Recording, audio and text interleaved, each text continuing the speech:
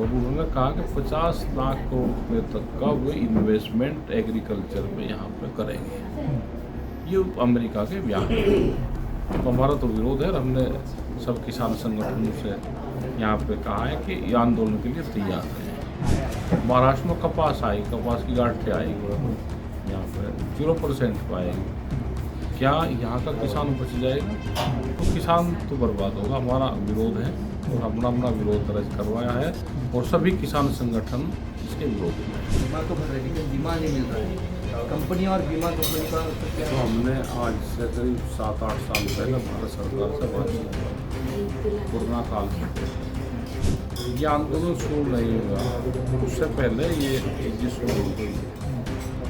नमस्कार, मॅक्स किसानमध्ये तुमचं सर्वांचं स्वागत. मी संतोष सोनवणे. राष्ट्रीय किसान मोर्चा आपल्याला माहिती आहे की गेल्या काही वर्षापूर्वी आंदोलन केलं होतं आणि मोदी सरकारला त्यांनी झुकवलं होतं. ज्या शेतकऱ्यांविरोधात विधेयक आणलं होतं ते विधेयक जे आहेत रद्द करून नंतर शेतकऱ्यांचा विजय झाला होता.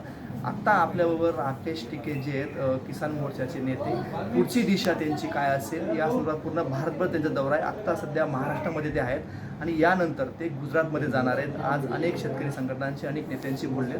पुढचं आंदोलन आणि दिल्लीमध्ये एक मोठं आंदोलन ते घेऊन येत आहे. या संपूर्ण याच्यामध्ये शेतकरीचे जे धोरण जे आणि विशेष म्हणजे सर्वात एक महत्त्वाचा मुद्दा आहे की अमेरिका आणि भारतचं जे ट्रेड डील होतं या डील संदर्भातलं नेमकं सरकार शेतकऱ्यांशी संवाद साधत नाही आहे असा थेट त्यांचा आरोप आहे.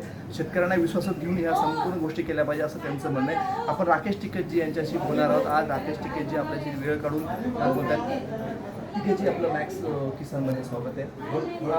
टिकेतजी मेरा पहला ये सवाल है कि आज जो अमेरिका और भारत का ट्रेड डील हो रहा है इसके बारे में आपका क्या कहना है और क्या संगठन अभी नए तौर से इसके बारे में आंदोलन करने की जा रहा है? देखो, हम तो विरोध कर रहे हैं इसका शुरू से ही। जब से अमेरिका से इसका डिक्लेरेशन हुआ तो हमारा तो विरोध है। और जिस तरह से उन्होंने कहा है कि प्रोसेसिंग उसमें यहाँ पे फ्रूट्स आएगा, वो एप्पल नहीं आएगा तो जूस आएगा, वहाँ पे अनाज नहीं आएगा, मक्का नहीं आएगा, मक्का दाना आएगा, यहाँ पे पशुओं के लिए एनिमल्स फीड आएगा, तो और उस पर ड्यूटी रहेगी 0। तो हमारा किसान का क्या होगा? भाई मक्का बाहर से आएगी तो किसान तो बर्बाद होगा। वहाँ से गेहूँ, अनाज, चावल नहीं आएगा तो उसकी सब्जी आएगी, उसका दूसरी चीज़ आएगी, वहाँ पे फ्रूट्स का जूस आएगा, तो इससे तो किसान बर्बाद होगा। और उन्होंने कहा कि 50 लाख करोड़ रुपये तक का वो इन्वेस्टमेंट एग्रीकल्चर में यहाँ पे करेंगे। ये अमेरिका के बयान है। तो हमारा तो विरोध है और हमने सब किसान संगठनों से यहाँ पे कहा है कि ये आंदोलन के लिए तैयार हैं। महाराष्ट्र में कपास आई, कपास की गांठें आएगी, यहाँ पे 0% पाएगी। क्या यहाँ का किसान बच जाएगा?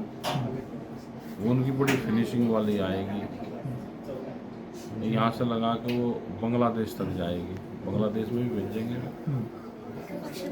जो बांग्लादेश हमारा सबसे बड़ा खरीदार था वहाँ पे भेजेंगे। सेब का भी बांग्लादेश यहाँ से खरीद करता था, वहाँ पे भी वो भेजेगा अपना सामान।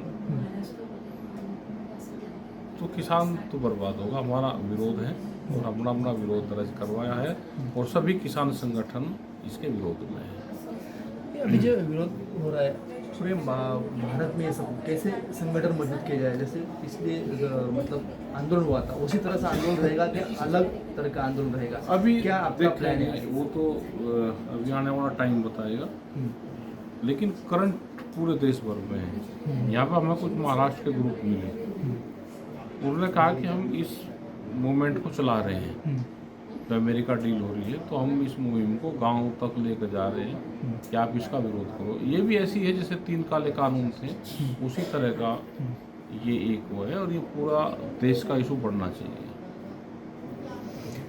आंदोलन की क्या दिशा होगी, क्या तारीख है और सरकार से अभी इसके बारे में अभी बात वो हुई है? क्योंकि नहीं, अभी सरकार हमारे से कोई बात नहीं करती। हमारे से सरकार ने बात करी 22 जनवरी 2021 को आखिरी बार। सरकार को हो गया 6 साल हमको बात करें, कोई बात नहीं करती। वो तो अपने जो पॉलिसी है वो सिर्फ गांव के लोग पे, गांव गरीब आदिवासी इन पर थोपती है, कोई बात सरकार नहीं करती। महाराष्ट्र की बात की जाए तो बहुत कपास किसान है और सोयाबीन किसान है, का जो MSP जो है, MSP ठीक ढंग से मिलना है, कोई व्यापारी का कोई इशू है, इसके बारे में क्या? देखो, मूवमेंट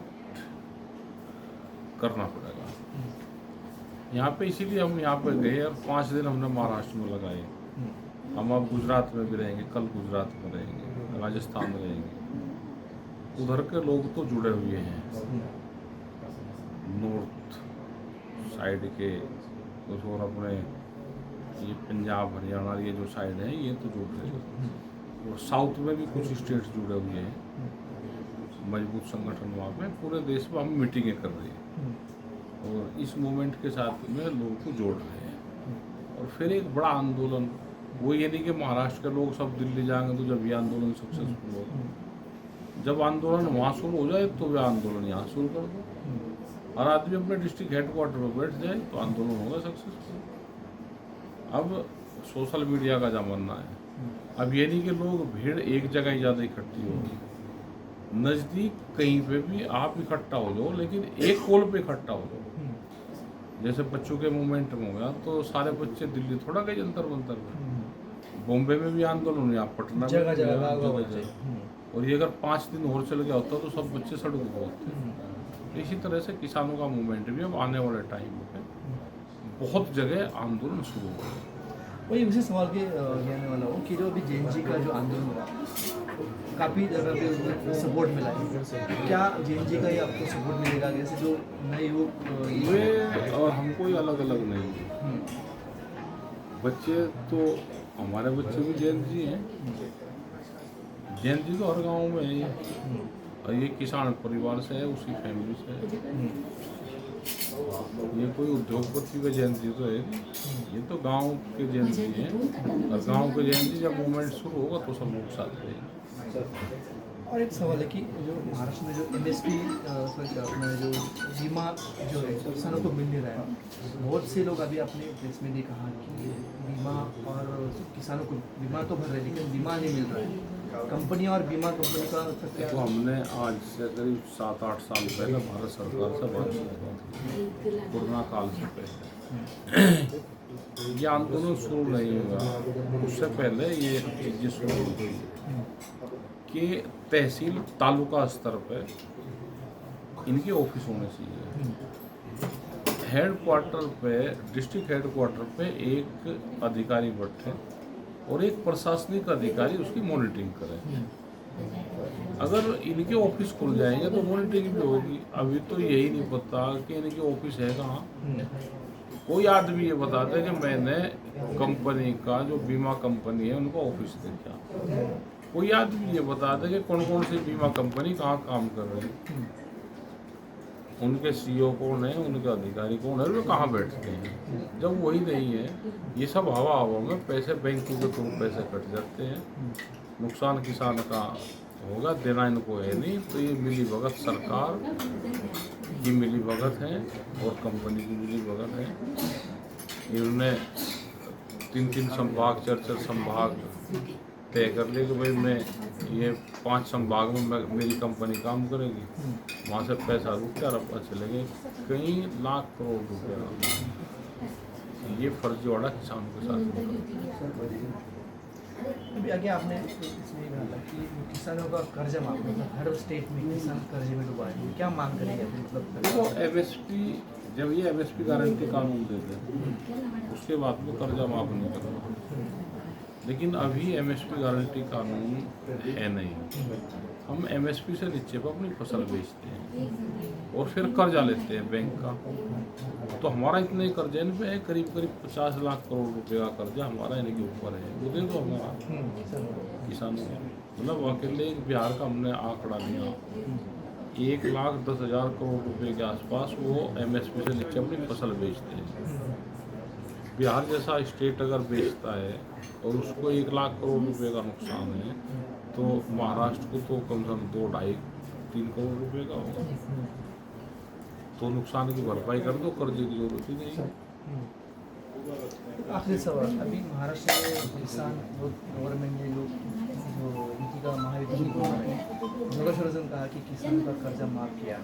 इसके बारे में आपका क्या किसका कहना है? किसका करा है हमें तो याद नहीं मिला नहीं कभी, जिसने कहा कि मेरा हुआ हवा में ज़्यादा हुआ और रियल में कम हुआ। कुछ प्राइवेट बैंक का, सोसाइटी का किसी का कर दिया हो, उसमें कंडीशन बहुत लगाते हैं ये, कंडीशन बहुत लगाते हैं। और ऐसी भी स्कीम आती है बैंकों की, अब वो स्कीम व्यापारियों के पास में जाती है या किस में जाती है, वो बगैर सरकार के भी बहुत सी स्कीम है, लेकिन किसानों को पता नहीं होता। एक स्कीम आई थी पिछले साल, हमको उसका पता चल गया, और बैंक की स्कीम थी पूरी। उसमें मूलधन का 25% जमा हो रहा था, ब्याज भी इंटरेस्ट भी माफ था उसमें, और मूलधन का 25%। तो ये बैंकों की कुछ स्कीम आती रहे, लेकिन उसकी जानकारी नहीं होती। फिर आखिरी सवाल, अभी ये जो आपका आंदोलन है, आंदोलन होने से पहले मोदी जी को क्या संदेश देना चाहिए कि अभी बड़ा आंदोलन, जैन जी का आंदोलन हुआ, झुकना पड़ा, बाद में आपका भी पहले आंदोलन हुआ था, तभी वो काले कानून पिछले, वो आंदोलन ना खड़ा हो, इससे पहले क्या आपकी डिमांड पूरी करने में क्या उद्देश्य देना चाहिए मोदी जी?